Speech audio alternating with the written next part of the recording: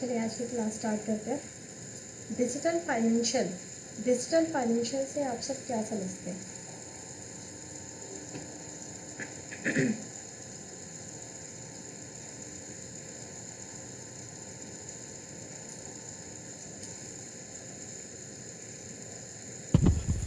Ma'am transaction जो digitally होती है, मतलब हाँ जी, इंटरनेट ट्रांजेक्शन। पे और कंप्यूटर के थ्रू।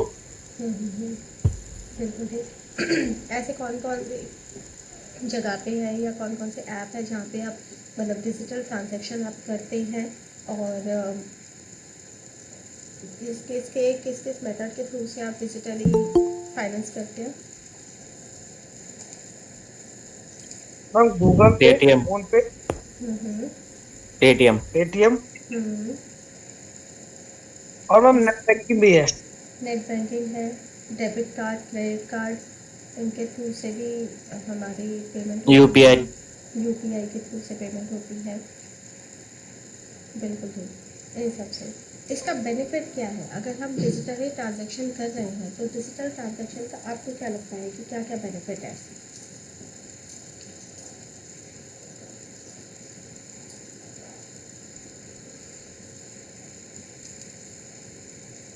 मैम इसका बेनिफिट ये है मैम कि आपको मैम हैवी अमाउंट जो अपने पर्स में मैम रखना नहीं पड़ता मैम। हम्म। और मैम और इससे मैम और मैम जो चोर चोर उचक्कों से मैम इससे भी मैम बच सकते हैं बच सकते हैं ये सब। बिल्कुल। हम्म। और मैम टाइम सेविंग भी है। टाइम सेविंग भी है। बिल्कुल। आपको मतलब कैरी करना, उसको काउंट करना, ये सब का जो प्रॉब्लम है वो आपका हट जाता है। आपके पास कार्ड होना चाहिए या आपके पास फ़ोन होना चाहिए, उसके थ्रू से आप क्या कर सकते हैं, बहुत ईजीली आप इसको पेमेंट कर सकते हैं। बिल्कुल। और इसमें अगर रिस्क की और बात करें। मैम आजकल जैसे कि मैम 99 मैम आजकल जैसे मैम 99 कर देते हैं तो मैम उसके और अगर हम कैश देते हैं तो 1 रुपए वो देता नहीं है मैम। हाँ मतलब क्या हाँ। कहते हैं बिल रिटेलर मैम को देता नहीं है तो वो भी उसकी जेब में ही जाता है, तो उससे बचने के लिए कम से कम ये ये कर सकते हैं। बिल्कुल ठीक है। क्योंकि ऐसे छोटी छोटी अमाउंट जो हमें नहीं पता लगते, लेकिन वो ट्रांजेक्शन में डिजिटल ट्रांजेक्शन। हाँ, ट्रांजेक्शन में बहुत बड़ी अमाउंट हो जाती है जिसके पास वो जा रही है। तो ये है कि अगर आपके पास इस तरह का कोई खुलने का प्रॉब्लम है तो वो चीज़ आप बहुत ईजीली इसके अंदर मैनेज कर सकते हैं। 99 का है, 24 रुपीज़ का है, 36 रुपीज़ का है, इस तरह के अमाउंट बहुत ईजीली इसमें मैनेज हो जाते हैं। कोई प्रॉब्लम नहीं होती। लेकिन अगर हम इस चीज़ से रिलेटेड अगर रिस्क की बात करें तो कौन कौन से रिस्क हो सकते हैं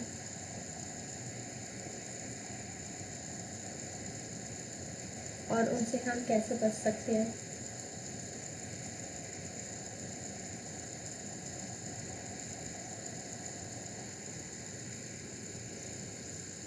मैम रिस्क तो ये पिन और पासवर्ड की सेफ्टी हम्म। वगैरह जो होती है। हम्म। पिन पासवर्ड की सेफ्टी, ओटीपी, इसकी सेफ्टी होनी चाहिए। और आपका सबसे बड़ा इम्पॉर्टेंट है कि आपका फ़ोन कहीं और किसी के पास नहीं जाना चाहिए। अगर आपका डिवाइस जिस डिवाइस के थ्रू से आप अगर पेमेंट कर रहे हैं तो वो डिवाइस ही अगर आपका किसी और के पास चला गया तो एक बहुत बड़ा रिस्क हो सकता है, जिसको आपके बारे में कुछ ना कुछ पता हो। मतलब बेसिकली वही हैकिंग है कि अगर हैकर इसको किसी तरह से एक्सेस कर ले तो वो एक्सेस कर सकते हैं इसको। बाकी वैसे अगर कहे तो डिजिटल फाइनेंशियल में सबसे बड़ा फ़ायदा ये होता है कि ट्रांसपेरेंसी है हर चीज़ पे। मतलब अगर आप किसी कंपनी को पे कर रहे हो, किसी दुकान पे पे कर रहे हो, तो वो उसके लीगल अमाउंट में जाएगा, वो उससे किसी तरह की ब्लैक मनी जनरेट नहीं कर सकता है। डिजिटली फाइनेंस में मतलब जितने भी मनी का जो मनी से रिलेटेड होता है वो बहुत ही ज़्यादा ट्रांसपेरेंट होता है, और हमारे लिए बेनिफिशियल तो है ही क्योंकि हम जो यूज़ कर रहे हैं हमारे लिए बहुत इजी है। कैश कैरी नहीं करना पड़ता हमें। और जो ये स्मॉल अमाउंट है उस अमाउंट में हमें मतलब अमाउंट काउंट करके रखना या फिर इस तरह से जो झोल मूल हो जाती है वो चीज़ करने की ज़रूरत नहीं होती। कभी कभार जब हम कैश पेमेंट करते हैं तो एक नोट के साथ दूसरा नोट भी चला जाता है, मतलब काउंटिंग में भी प्रॉब्लम आ सकती है अगर अमाउंट थोड़ा ज़्यादा हो, या जो पैसे जो हमारे पास होते हैं वो अगर कम डोमिनेशन के होते हैं, तो उस केस में ये हमारा डिजिटल जो टूल है ये हमें बहुत हेल्प करता है उसमें। इस तरह के हमारे इशू नहीं आते हैं। तो अगर बेनिफिट कहें तो बेनिफिट तो हमारे पास बहुत ज़्यादा ही है डिजिटल फाइनेंशियल के। ये तो हो गया पर्सनल, अगर हम बात करें कि पर्सनल लेवल पे या डे टू डे लाइफ में जो हम ट्रांजैक्शन कर रहे हैं। इसके अलावा जो बड़े ट्रांजैक्शन होते हैं, अगर हम किसी कंपनी से रिलेटेड है या हमारा अपना बिजनेस है, तो उससे रिलेटेड भी अगर हम इसको यूज़ करते हैं तो वो भी हमें बहुत बेनिफिशियल मतलब बेनिफिट प्रोवाइड करता है।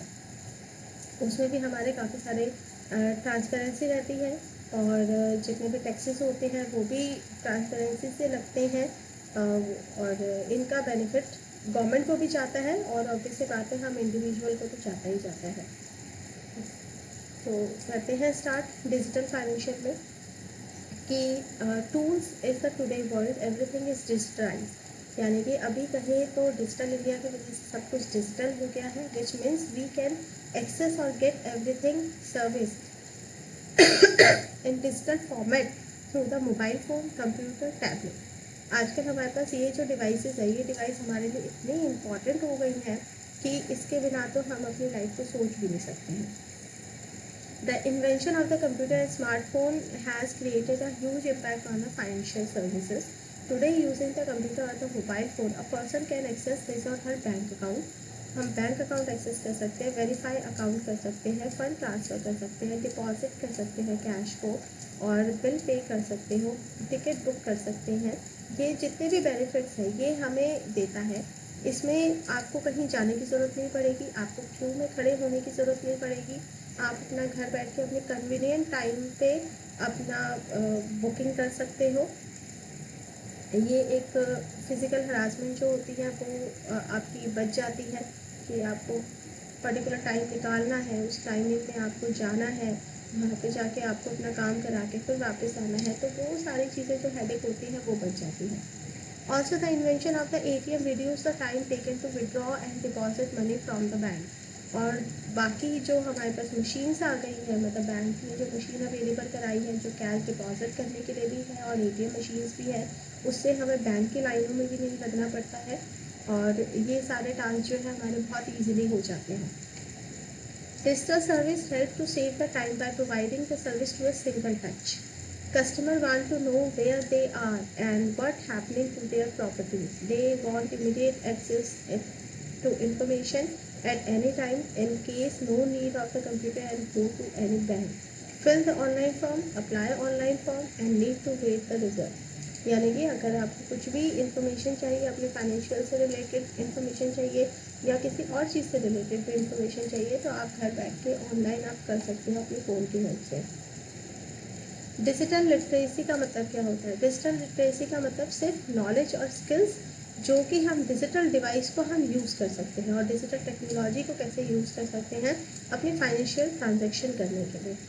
जो फाइनेंशियल ट्रांजैक्शन को हम कैसे करेंगे, उसके लिए हमें क्या क्या रिक्वायरमेंट है, और इसके लिए हमें क्या क्या ज़रूरत होती है, किस डिवाइस की ज़रूरत होती है, इन सबको एक्सेस करने का नॉलेज को ही हम डिजिटल फाइनेंस लिटरेसी कहते हैं।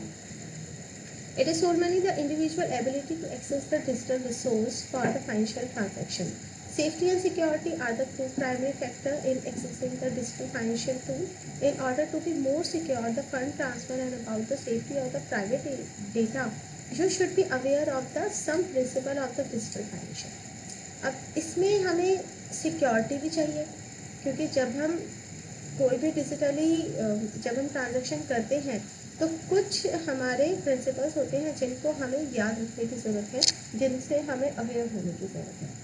This awareness about the digital of the financial transaction, it is called the digital finance literacy. Digital financial literacy is the vital component of the cashless economy.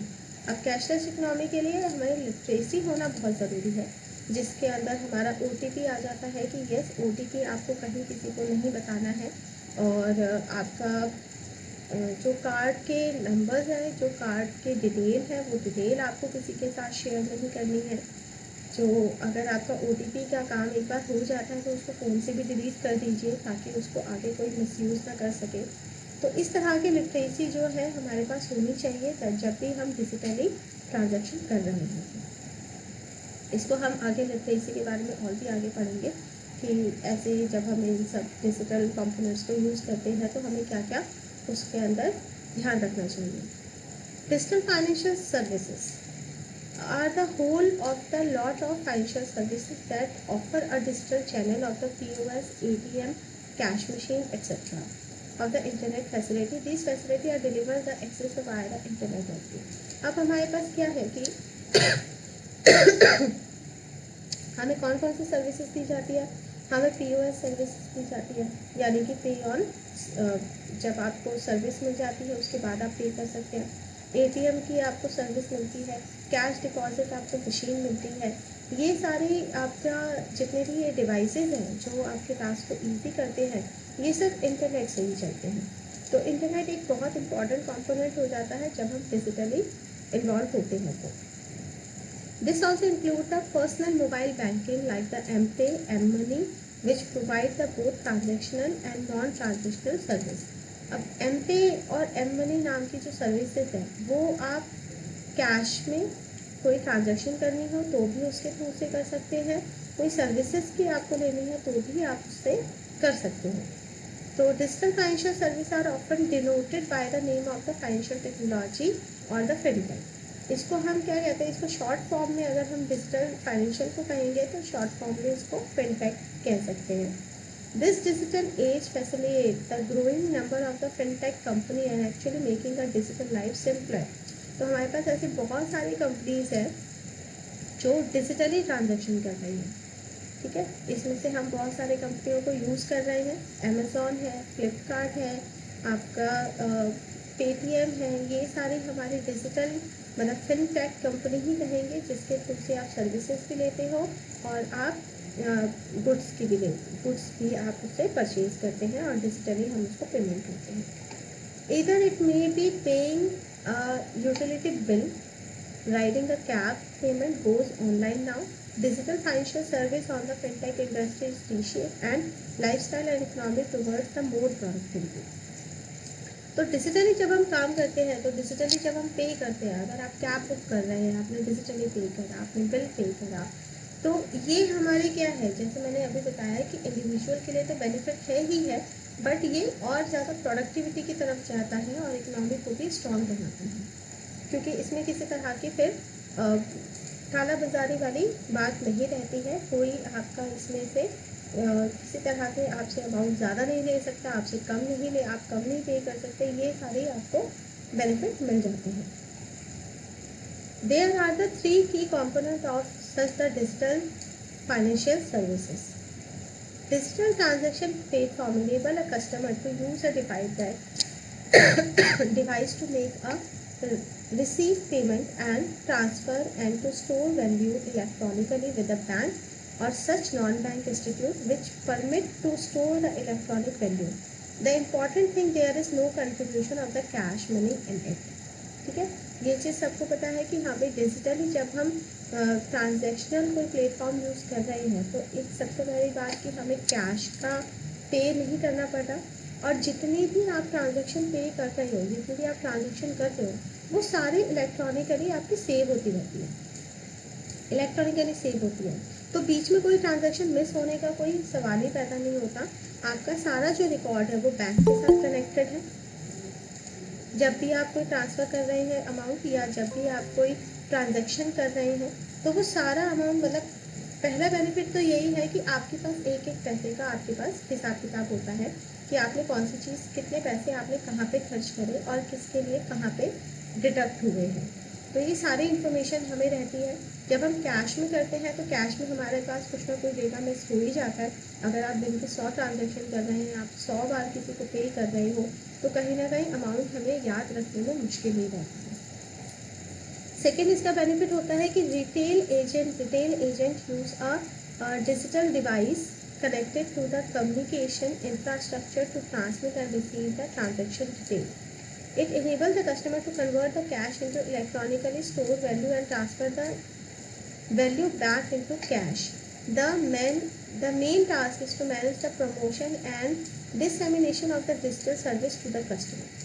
अब second benefit क्या है कि एक तो आपने पे करा, ठीक है, आपको कैश लेने की ज़रूरत नहीं है। दूसरा, आपने जो पे करा उसकी एक तो ट्रांजेक्शनल डिटेल रहती है, सारी इन्फॉर्मेशन रहती है। फिर उसका इन एंड आउट भी रहता है। इन एंड आउट मतलब आपने किसी को कैश दिया, सॉरी आपने किसी को पे करा, उसके बदले आपको कैशबैक मिला, तो कैशबैक जो मिला वो भी आपके बैंक में चला जाता है, ठीक है। तो वहाँ से भी आपको टेंशन लेने की ज़रूरत नहीं होती। आपने कोई कूपन अप्लाई किया है, उस कूपन से आपको कोई डिस्काउंट मिला है, वो डिस्काउंट भी आपको डायरेक्टली अवेलेबल हो जाता है। साथ के साथ ही वो भी बैंक के अंदर डिटेल रहता है। अगर आपकी कोई अमाउंट है जो 100 रुपीज़ की है, बट कोई आपको कैशबैक मिल रहा है, या फिर अगर आपको कोई प्रमोशन मिल रहा है जिसकी वजह से आपका जो अमाउंट है जस्ट वो 85 ही है, तो 85 ही कटेगा, वो बाकी अमाउंट आपके बैंक में रह जाएगा।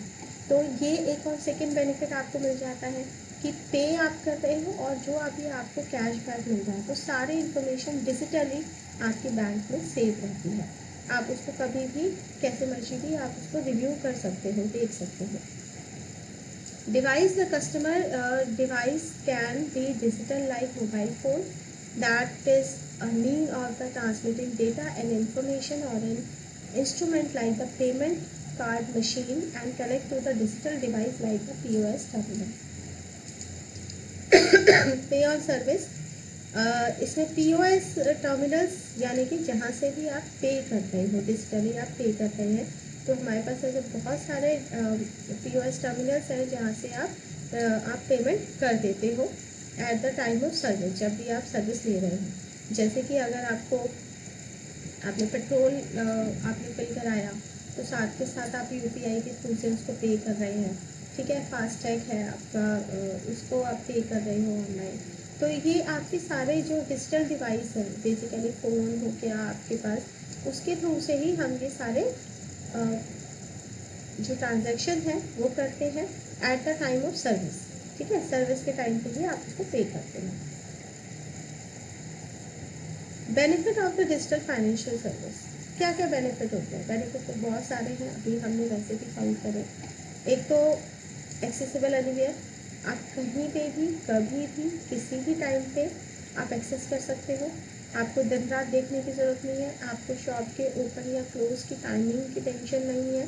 आप कभी भी बिल पे करिए, कभी भी आप कोई शॉपिंग करिए, वेरी इजी एंड एफिशिएंट, बहुत इजीली आप इसको यूज़ कर सकते हैं।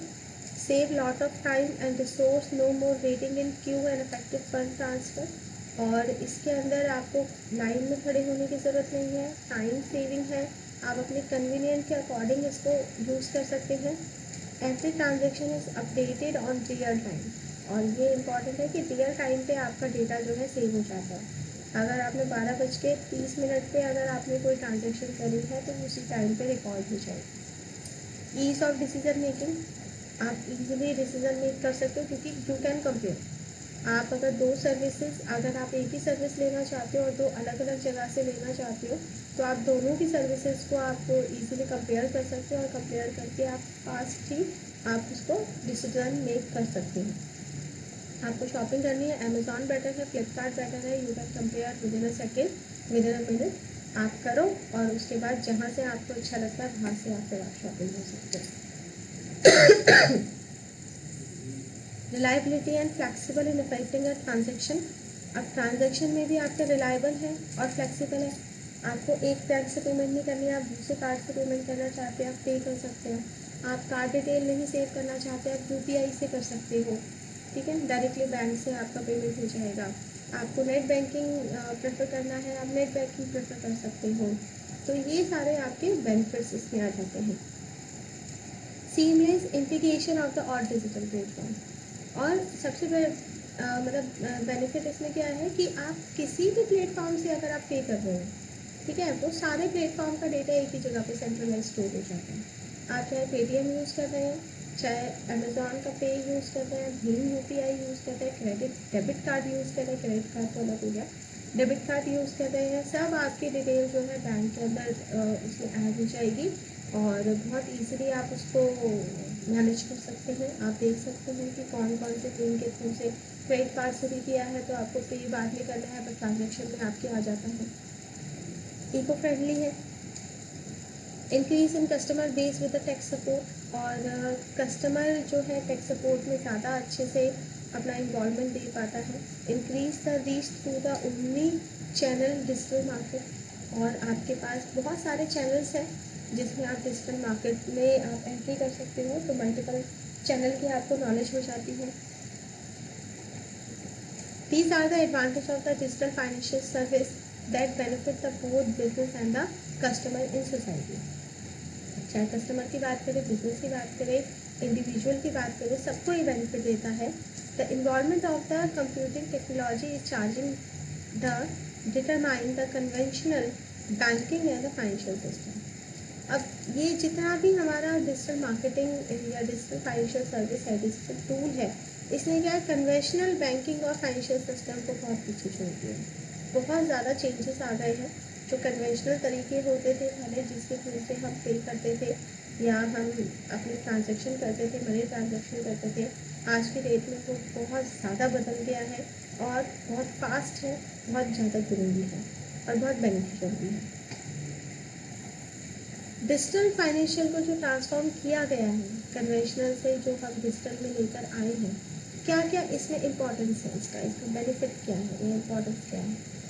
The word digital become the so obvious in the smart technology approach, the important or the need of the digital transformation in the banking industry overcome the time consuming complex financial process and the simple digital solution। पहला benefit है कि आपके बहुत सारे ऐसे financial sector हैं जिस sector के अंदर जब आप इन्वेस्टमेंट करते हैं, तो आप जब पहले हम इन्वेस्टमेंट करते थे तो बहुत सारे हमारे पेपर वर्क होते थे, जिस पेपर वर्क के थ्रू से आपको इन्वेस्टमेंट करना पड़ता था और आपको सारी चीज़ें ट्रांसपेरेंट भी नहीं थी, क्योंकि उसके अंदर बहुत सारे टर्म्स एंड कंडीशन थी, या अमाउंट ऑफ रिटर्न अगर चेंज हो गया, परसेंटेज कुछ चेंज हो जाता था। लेकिन अब ये सारा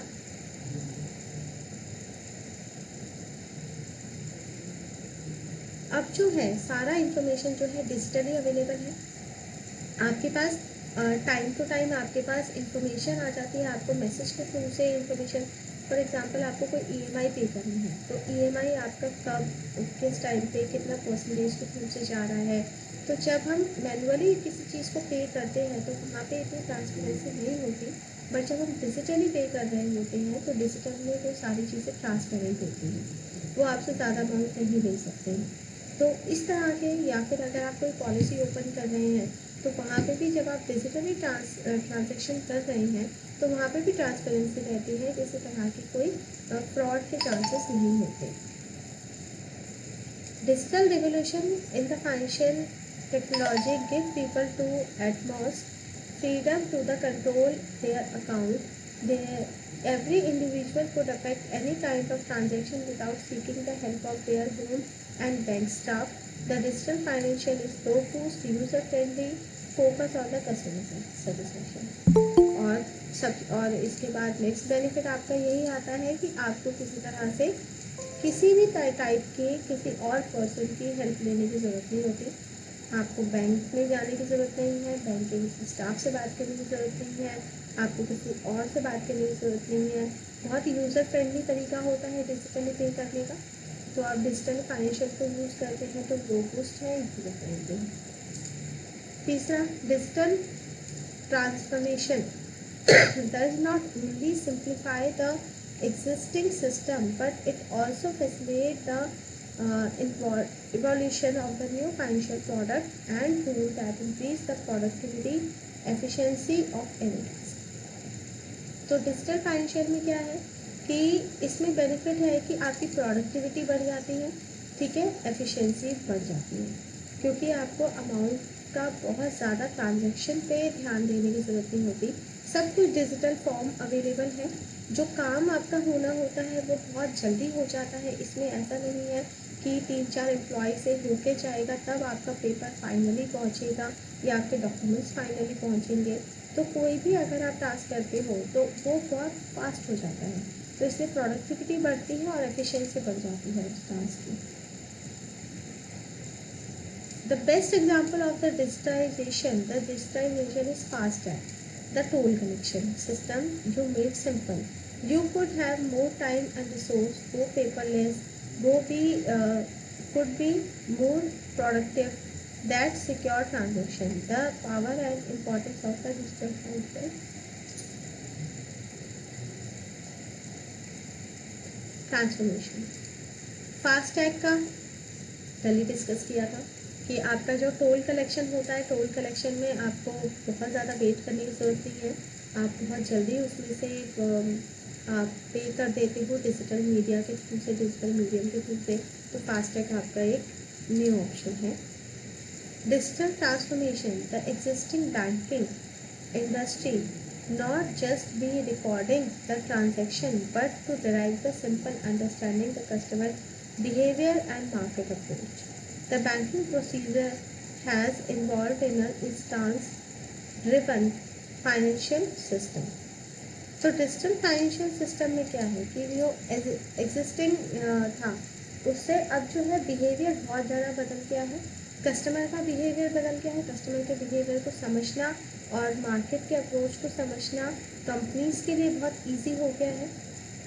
जैसे कि अगर हम इसमें अगर हम बात करें कि अमेज़ॉन या फ्लिपकार्ट टाइप की जो कंपनी है, उनको पता है कि कौन से कस्टमर को किस टाइप का प्रोडक्ट चाहिए, ठीक है। तो कंपनी की तरफ पर, कंपनी के पॉइंट ऑफ व्यू से भी उनको पता है कि कस्टमर की क्या आदत है, वो क्या चीज़ सर्च कर रहा है, उसको क्या चाहिए, उसके रिक्वायरमेंट क्या है, और फिर पेमेंट कैसे कर सकता है, पेमेंट में उसको और कौन कौन से ऑप्शंस हम दे सकते हैं जिससे वो हमें डिजिटली पे करे और कैश का कोई प्रॉब्लम ही ना हो। इस तरह की इंफॉर्मेशन भी बहुत इजीली हम डिजिटल ट्रांसफॉर्मेशन से जो बैंक है वो भी लगा सकता है और जो कंपनी है वो भी बहुत इजीली इसको अंदाज़ा लगा सकते हैं। और establish the high standard fast processing complete automation completion of the utmost customer and employ satisfaction. तो इसमें क्या है, इसमें और बेनिफिट आके आपके एक स्टैंडर्ड हाई हो जाते हैं और एक स्टैंडर्ड अप्लाई होता है, फास्ट प्रोसेसिंग होती है, आपका ऑटोमेटिक सारा काम कंप्लीट हो जाता है, ठीक है। और एम्प्लॉय और कस्टमर का सेटिस्फेक्शन तो रहता ही है, दोनों ही सेटिस्फाई रहते हैं अपने काम से। तो ये सारे आप ये कह सकते हो कि these are the benefit of digital financial transformation. Future क्या है, अगर हम फ्यूचर की बात करें, डिजिटल आगे हमारा और क्या क्या होने वाला है। डिजिटल फाइनेंशियल टूल में AI, machine learning, big data analyse, the financial digital financial had got more the advanced feature offered for society. The fintech company are progressively working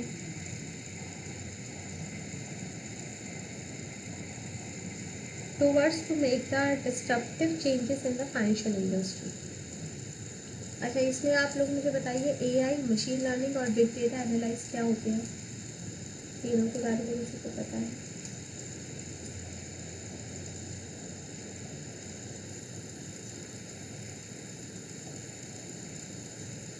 ma'am AI जो होता है मैम उसके अंदर human और machines का काम होता है मैम।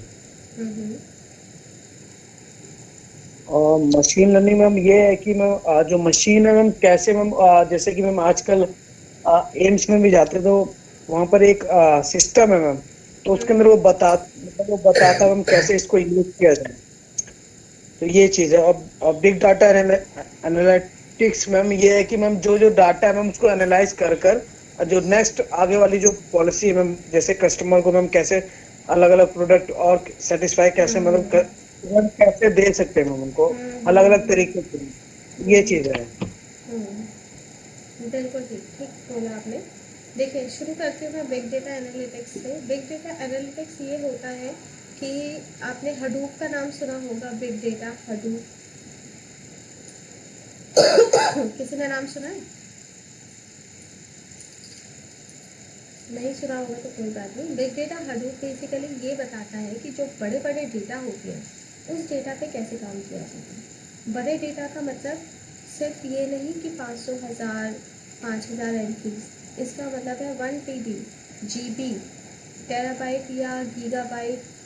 इसमें जब हमारा डेटा मिलता है हमें, क्योंकि जब बहुत बड़ी मतलब पूरे आप ये कह सकते हो कि कंट्री के लेवल पे जब एनालाइज किया जाता है तो उसमें हमारे पास इतना सारा डेटा होता है, क्योंकि हर एक इंडिविजुअल का डेटा लेके फिर एनालाइज करते हैं कि आगे हमारी स्ट्रेटेजी क्या होगी, कंपनी की स्ट्रेटेजी क्या होगी। तो वो क्या होता है, बिग डेटा एनालिटिक्स में आता है। अब जैसे कि अगर हम बात करें अमेज़ॉन की ही बात कर लें, तो अमेज़ॉन इंडिया का अलग सर्वर है, ठीक है, और अमेज़ॉन की बाहर की कंट्रीज़ का सबका अलग सर्वर है, यूएस का अलग है, यूके का अलग है, ये सर्वर अलग है। अब अगर हम इंडिया amazon.in पे अगर हम आते हैं तो हमारे इंडिया से रिलेटेड जितनी भी मतलब जो भी हमारे रिक्वायरमेंट है वो सारे रिक्वायरमेंट इसके अंदर अवेलेबल होती है। इवन अब तो आप ये सोचो कि अमेज़ॉन कंपनी को कैसे पता कि हमें जो गोबर के उपले हैं हमें वो चाहिए, ये उपले तक बेचने लगे हैं अपने साइट पे। वो भी मिलते हैं, छोटी छोटी मूर्ति। अगर हम बात करें, जैसे अगर हम अपनी रिलीजन की बात करते हैं तो India is a religious country बहुत ज़्यादा, और यहाँ पे जैसे ही त्यौहार आने लगते हैं आप देखो अमेज़ॉन की साइट का रूप ही बदल जाता है। उसमें उसी टाइप की डिवोशनल चीज़ें मिलने शुरू हो जाती है, मंदिर से लेके, घंटी से लेके, और आपके ये काऊ डक से लेके। तो ये सारी चीज़ें मतलब उन्होंने इनको कैसे एनालाइज करा, उनको कैसे पता कि हमें उपले की ज़रूरत होती है, वो भी प्रोवाइड करा रहे हैं। तो ये सारा एनालाइज बिग डेटा एनालिटिक्स में होता है कि जो यूज़र है, एक तो वैसे यूज़र का बिहेवियर समझा जाता है इंडिया में जितने भी यूज़र्स हैं, और दूसरा जब यूज़र सर्च करता है अमेज़ॉन पे, कुछ भी सर्च करता है तो सर्चिंग डेटा होता है, और इतना सारा लंबा चौड़ा डेटा वो एनालाइज करके और एनालाइज करके वो कस्टमर का जो बिहेवियर है वो पता करते हैं।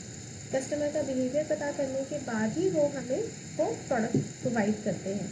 हमारे इंडियन मार्केट में इतनी सारी चीज़ें नहीं होंगी जितनी सारी चीज़ें हमें इन जो रिटेल साइट्स है उस साइट्स पे हमें मिल सकती है। और हमारे एक्चुअल हमारी ज़रूरत के अकॉर्डिंग, चाहे हम कपड़ों की बात करें या हम अपने किचन वेयर की बात करें या हम किसी भी चीज़ की बात करें, हर एक कैटेगरी में उन्होंने बहुत अच्छा एनालाइज करके हमें जो है हमारे अकॉर्डिंगली प्रोडक्ट प्रोवाइड करे हैं। AI, यस, आर्टिफिशियल इंटेलिजेंस, ये हमें क्या करता है बिल्कुल, कि मशीन को जब हम ह्यूमन की तरह इंटेलिजेंट बना देते हैं तो उसको हम AI कहते हैं। जब मशीन अपना दिमाग लगा के अपनी तरफ से काम करता है तो उसको हम आर्टिफिशियल इंटेलिजेंस कहते हैं। ये जैसे वेंडिंग मशीन्स होती हैं, बहुत सारी ऐसी मशीन्स होती हैं जो ऑटोमेटिक वेंडिंग मशीन है। आपको उसके अंदर उसे प्रोडक्ट का कोड डालना है, अमाउंट डालना है, वो अपने आप उस प्रोडक्ट को आपको निकाल के देगा वेंडिंग मशीन में से, और जो अमाउंट है वो अमाउंट भी आपको दे देगा, या आप डिजिटली पे कर रहे हैं तो वो डिजिटली भी एक्सेप्ट करता है। तो इस तरह से मशीन को क्या बनाया गया है, इंटेलिजेंट बनाया गया है, ताकि कस्टमर जो है बहुत एडवांस उसको बेनिफिट्स मिले उसमें, ठीक है। और AI के लिए पहले मशीन लर्निंग करनी पड़ती है, मशीन लर्निंग से ही हम किसी मशीन को इंटेलिजेंट बनाते हैं, आर्टिफिशियली इंटेलिजेंट बनाते हैं। तो मशीन लर्निंग बेसिकली एक कंसेप्ट है, या मशीन लर्निंग आप कह सकते हो इट्स अ लैंग्वेज जिसके थ्रू से हम मशीन को समझते हैं और मशीन को इंटेलिजेंट बनाने के प्रोसेस में लगते हैं। मशीन लर्निंग से ही हम AI की तरफ बढ़ते हैं। तो ये हमारा डिजिटल फाइनेंशियल में भी बहुत ज़्यादा बेनिफिट देता है। जो फिनटेक कंपनीज हैं आज progressively working towards the make distributive changes of the financial industry. वो अब इस तरफ ध्यान दे रही है कि फाइनेंशियल इंडस्ट्री में ऐसे कौन कौन से छोटे छोटे पॉइंट हैं जहाँ पे किसी तरह की कोई प्रॉब्लम अगर जनरेट होती है तो वो उसको सॉल्व करने की कोशिश करते हैं with the help of these AI, machine learning and big data analytics. तो इससे क्या होता है, इससे आगे अगर हम फ्यूचर की बात करें, अभी भी काफ़ी हद तक जो डिस्प्यूट होते हैं वो डिस्प्यूट ख़त्म हो चुके हैं। जैसे कि अगर हमें कोई प्रोडक्ट नहीं समझ में आता है तो हम उसको रिटर्न करा सकते हैं, और बहुत इजी उनकी रिटर्न पॉलिसी होती है, वो हमें कैश भी प्रोवाइड करा देते हैं। बट अगर यही सेम चीज़ अगर हम दुकान पे जाके करते हैं तो वहाँ पे हम सबको पता है बहुत ज़्यादा चिक करनी पड़ती है। तो वो एक बेनिफिट है, ताकि डिस्ट्रीब्यूट कोई डिस्प्यूट ना रहे और आपका जो कस्टमर के साथ रिलेशन है वो भी बहुत स्मूथ चले। Robotic process automatic machine learning make a significant impact preparing the annual financial statement, reconciliation statement and mighty banks and the financial institutes. अब रोबोटिक प्रोसेस से क्या हो रहा है, रोबोटिक प्रोसेस से ऑटोमेटिक जितने भी फाइनेंशियल इंस्टीट्यूट हैं, जितने भी बैंक्स हैं, वो अपने आप क्या कर रहे हैं, फाइनेंशियल स्टेटमेंट तैयार कर रहे हैं।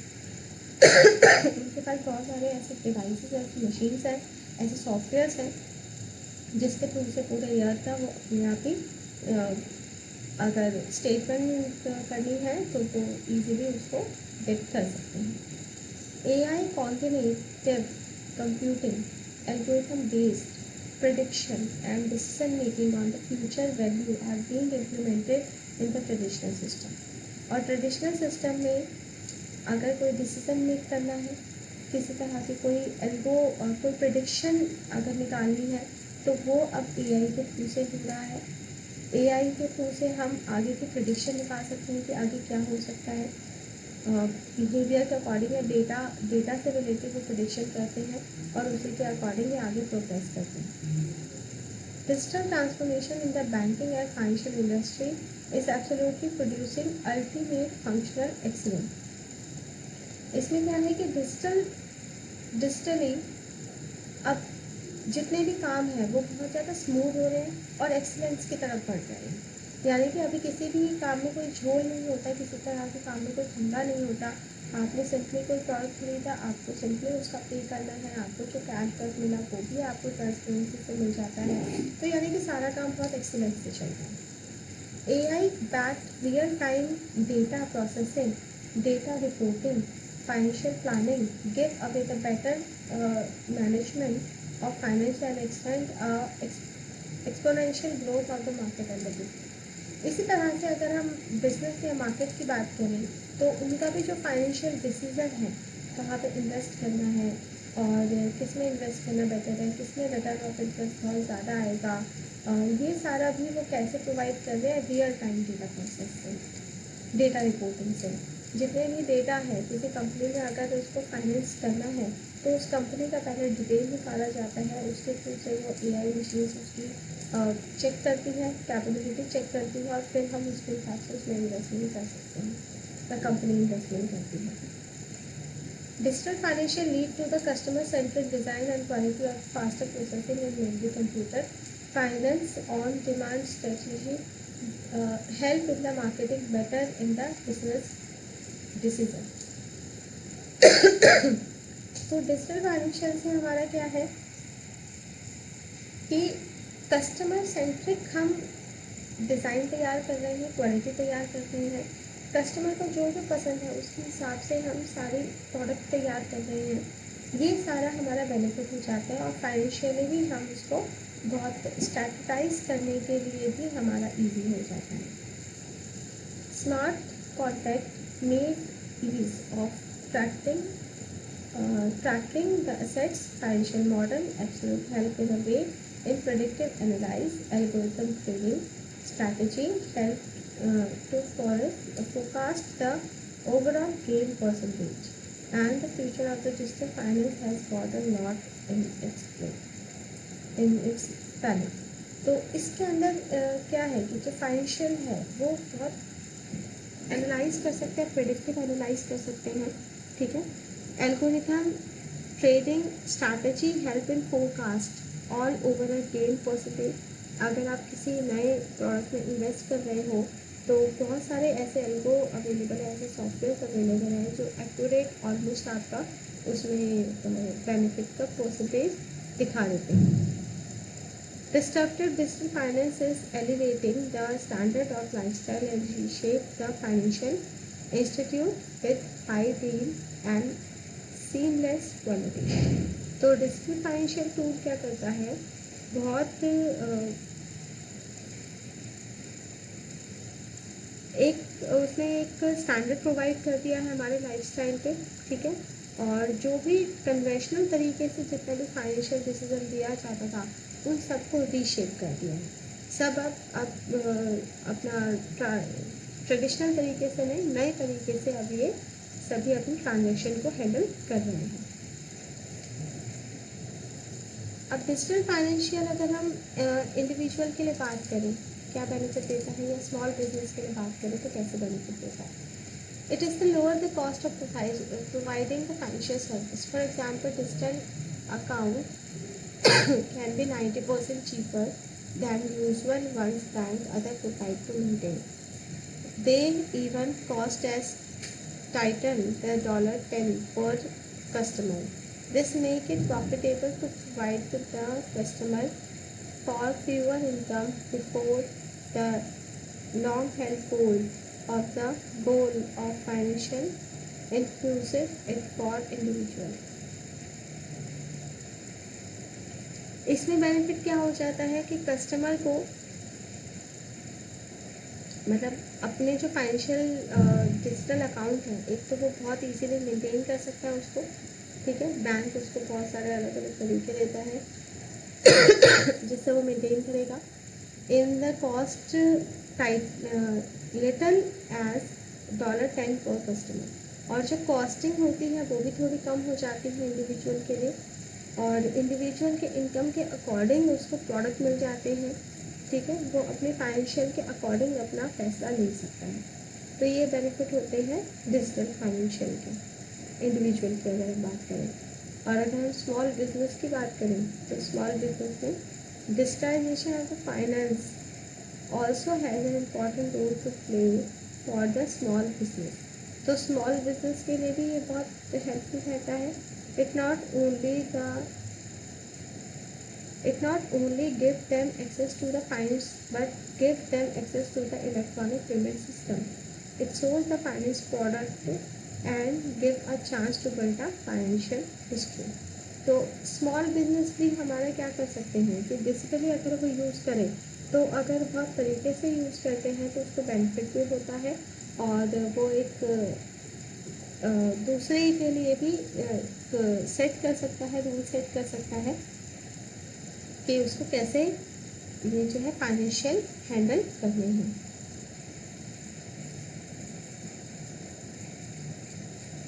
ठीक है, इसके बाद का भी हमारे पास और टॉपिक है, वो टॉपिक हम कल की क्लास में डिस्कस करेंगे। डिजिटल फाइनेंशियल की ऐसे कौन कौन से मेथड हैं जिस मेथड के थ्रू से आप डिजिटली आप फाइनेंस करते हैं और डिजिटली हम पे करते हैं, जैसे NEFT हो गया, ऑनलाइन हो गया।